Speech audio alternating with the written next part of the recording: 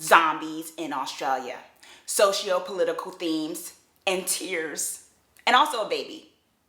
Next on the Bloody Breakdown, where we discuss Netflix original movie, Cargo. Let's get creepy. I don't think I've ever teared up during a zombie movie before.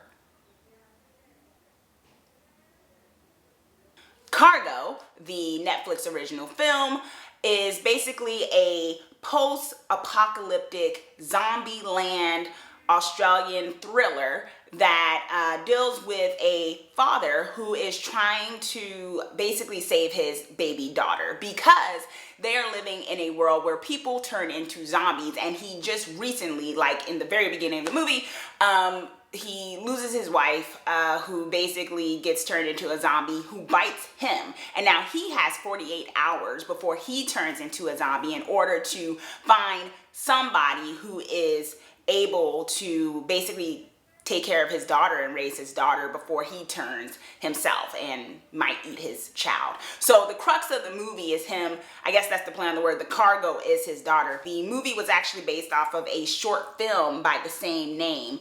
I have some pros and some cons because this movie made me feel things, and not in a bad way. Some feelings weren't like happy-go-lucky, of course, but overall, this film very much resonated with me to varying degrees. One of the pros of the film was the atmosphere, or more so the environment. I mean, this takes place in the beautiful land of Australia, of the land, the trees, the grass, the desert area, and it's just really beautiful landscape. And what you see in the film really does utilize in making what could seem like a very intimate, small plot with such a small amount of characters still seem very vast. So you get a sense of the world that these characters are existing in without it being like in some city that's like barren and there's broken, building. That made it sort of more eerie because for all intents and purposes, unless you see like a zombie or, a dead body or something like that, or an abandoned car occasionally, it really just looks like a beautiful landscape, which is kind of unsettling because on this beautiful landscape, there's this zombie apocalypse going on. They seem to have timed it that once you get bitten or infected, you basically have 48 hours before you completely turn. And I thought that was a cool plot device in order to, for the father who gets bitten in the beginning, which like I said is not a spoiler because that's basically the plot of the film, his dilemma in trying and being on this time clock to save his daughter. It gives this great plot device of you watching the hours count down. Now, look at this beautiful earth. And if anything, that was probably symbolic in the sense that, these humans, you guys are going through whatever you're going through, but the earth is going to be okay, which, maybe that's some sort of symbolism in the sense of, we're not as important as a species as we'd like to think, like life or the universe goes on without us. Another pro of this film, I would say, is, of course, the acting. I mean, there's a lot of subtle moments with a lot of the characters that are in the film where they don't say a lot. Now, it's not obnoxious where like there's just like shots of people's faces looking forlorn and things like that. But when they do say things and when they do interact, it's really some very intense moments that happen. And when they're not saying anything, it's just as intense. So the acting really, Martin Freeman basically carried, helped to do the big lifting of the movie, and of course he had to because a lot of the focus was on him. But the young girl the young Aboriginal girl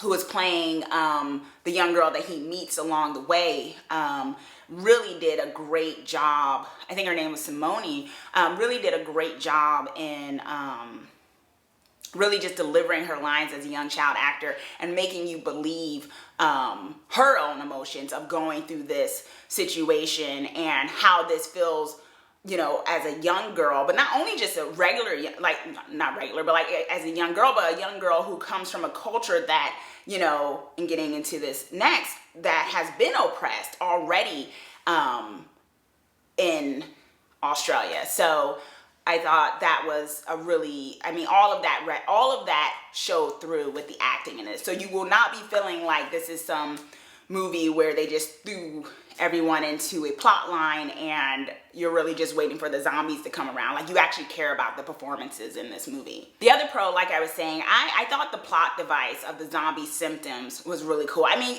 this genre has been beaten, like, I don't even want to say a dead horse because I like animals more than I like people.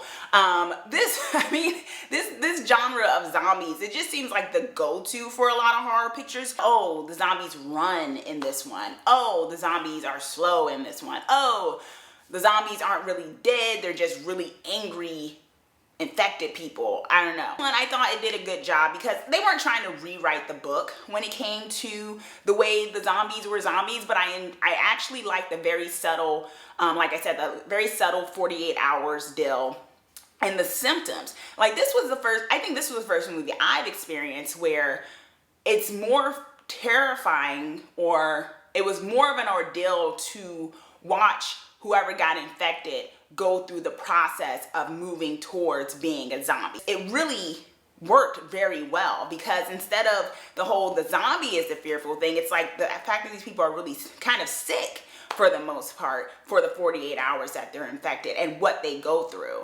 So that leads into the other pro, which was the realness of this movie. This movie felt very, and I know this is weird to say because it's a zombie apocalypse.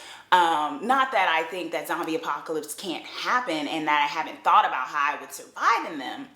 More so, like, just what they were going through. And like I said, that's because of this whole idea of the zombie apocalypse really resonating like an illness that people go through. You know, yes, there's a danger when the person becomes a zombie, but it's like, it's really just this like plague on a species of people. And it felt real, you know, like the Ebola, it just felt like this was something that could happen. It was a very grounded zombie movie. And I think that can be hard to do because it felt so real. Those moments when those things did happen was like, man, that could actually occur. And the fact that, people could still be racist. It's a zombie apocalypse. Yeah, people could still find the time to possibly be racist and sexist. And this movie did not shy away from the aspect that could still very much be a thing. That it's not suddenly like the zombie apocalypse is going around and everyone's just trying to survive. But yeah, people can carry over their baggage to the zombie apocalypse. The Aboriginal population was very much represented in this. And I thought that was very good. Not to get on my socio-political soapbox, but I think considering that it was taking place in Australia and the issues that the Aboriginal people there have gone through in terms of being colonized, being marginalized, being oppressed, being practically snuffed out, pushed out off of their land. Kind of, if you're thinking of the equivalent, sort of what African Americans and Native Americans in different respects go through in the United States. So you have this situation where for this culture of people, the real monsters may not necessarily be the zombies. The real monsters can be the people that are trying to, or have been trying to, subjugate them for decades, right? And so I think the film did a great job in not clobbering us necessarily over the head with the aspects of racism and oppression and subjugation, but just by representing and letting these characters who happen to be Aboriginal very much be within their culture in the film, it was bound to come out. And it came out in a very graceful, subtle way where you were appreciative of the representation, but it was also like, wow, like, yeah, this very much the whole question of the land being poisoned with fracking and the racism, that these Aboriginal people who usually tend to be darker skinned deal with when it comes to white supremacy, things like that. I was like, that's good. Like, it didn't clobber me over the head, but just by them being represented and already dealing with their issues on top of the zombie apocalypse, it did a good job of that. There was the emotion of this film. Like I said, I got teary-eyed during this film, and I have seen so many horror pictures where people die a lot.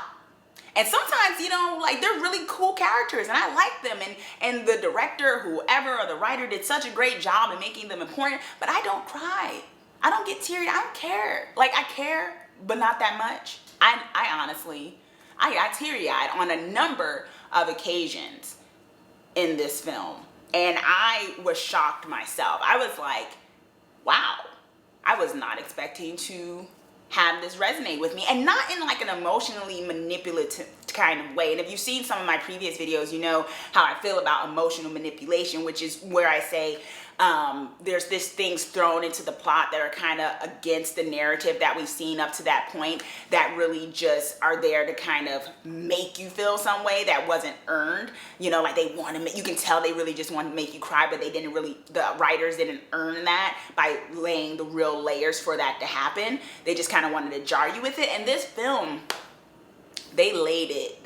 There were just so many layers for different characters. Like, the emotional stakes were there. The emotional baggage was there. It was earned. So when key moments happened, you felt it. I don't know if I've ever cried at any other like horror picture. Like any movie, there are negatives, because no movie is perfect, and this movie had some issues. I don't think it was like the most best movie I've ever seen. Most best, is that a thing? No, I'm a writer. It wasn't like this was the best film I've seen or the best horror film I've seen, because there were some issues with this film that had some shortcomings. One of the cons was, and this is just kind of a minor thing, because it didn't really detract from the plot, because I know that's why they had to do it, in order for you to have the intimacy, like a zombie kit that if you're infected, this is what you can use to like clean the wound, potentially kill yourself if you have to, things like that. So it's like, okay, so the government or somebody took the time to make these really like first aid zombie kits, right? That it seems like a lot of people have. So it's like, where's the government? It was kind of like, well, if they had time to do that little nifty thing, where is it? Where is the actual like government and officials? I will say there wasn't much joy in this film at times, and like really like no joy. Like, there were hardly any jokes. There was maybe like 2 jokes. When you have such an emotionally like heavy film at times, you kind of want to make it a little bit lighthearted, or it can feel a little depressing. So yeah, there should be a little joy, just a little bit. I know people are dying, but you know, I don't want to say it's not scary, because like I said, what may not be scary to me, The Exorcist, may be scary to someone else. So maybe certain scenes and jumps and scares maybe would make someone else jump a bit. I didn't have that in the movie at all. There was maybe like 1 or 2 moments where it was like, whoa, you know, and I honestly don't think the movie was going for that, to be honest. It just really wasn't that kind of film. So you could kind of call that a con, that it wasn't as frightening as it could have been universally. But I think just the fact that something like this could happen, that you could be so aware of how you know, someone could turn into a zombie and still be very helpless in this situation that's going on in the world, I think that's terrifying. With all of that, should you give Cargo, the Netflix original film, a stab? Is it stab approved? Yes, this movie is definitely stab approved. I would say get your tissues ready. You're going to cry a number of times, unless you have no soul. No, I'm kidding. I think it's a good quality addition to the horror thriller genre, and I think it's actually a very different kind of take on the zombie film. And I think any film where a majority of the cast are people of color in a very significant way should always get some sort of consideration, at least. Whether it's crap or not, who knows? But I think that should be encouraged. So I think you will enjoy this movie to a certain degree, or at least enjoy what they were trying to do. So it's definitely stab approved. So Did you watch Cargo, or did you have any kind of other recommendations when it comes to post-apocalyptic zombie thriller movies, perhaps in foreign lands that I have not been to? Although I actually have been to Australia, and it is quite beautiful. Shout out to Australia. I'm kind of zombied out at this point, she says, as she will probably review another zombie film very soon again. But yeah, if you have some recommendation for ones that will blow me away or whatnot, comment down below and let me know. And also be sure to subscribe so that you are one of the first to know when I post my new reviews. Thanks for watching. Let's get creepy together.